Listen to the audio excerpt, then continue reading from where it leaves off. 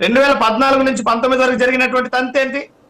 అప్పుడు రాజధాని ప్రతిపాదన తీసుకొచ్చింది, భూసేకరణ చేసింది, రైతుల నుంచి భూములను లాక్కున్నది అప్పటి చంద్రబాబు నాయుడు గారే కదా.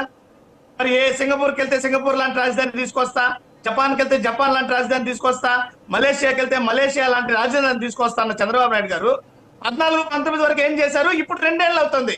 ఈ 2 ఏళ్ళు ఏం చేశారు? దాదాపు 29 గ్రామాల ప్రజలు 33,000 ఎకరాల భూమిని ఇచ్చారు. ఇప్పటి వరకు రాజధానిలో ఒక్క శాశ్వత కట్టడమైనా ఉందా? ఒకటి లేదు. రాజధానిలో జరుగుతున్నది ఏంటి? జంగిల్ క్లియరెన్స్ అన్నటువంటి పేరిట వేల కోట్ల రూపాయలను బూడిద పాలు చేస్తున్నారు.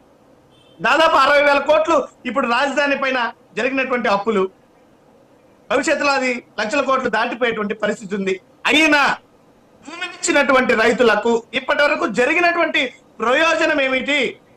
రిటర్నబుల్ ఫ్లాట్స్ అన్నారు, వారి ప్రక్రియ జరిగిందా? మొన్న ఒక రామారావు అనేటువంటి రైతు గుండెపోటుతో మరణించడం జరిగింది. ఏ రకంగా స్పష్టంగా జగన్మోహన్ రెడ్డి గారి ప్రశ్న మీరు చూస్తే ప్రభుత్వ వైఖరి ఏ రకంగా ఉంది, ఇక్కడ ప్రజల పట్ల, భూములు ఇచ్చినటువంటి రైతుల పట్ల ఏ రకమైనటువంటి వైఖరితో ఉన్నది అన్నది జగన్మోహన్ రెడ్డి గారి ప్రశ్న. ఒక బాధ్యతాయుతమైనటువంటి నాయకుడిగా ప్రజల మేలు కోసం ప్రశ్నించడంలో తప్పేముంది?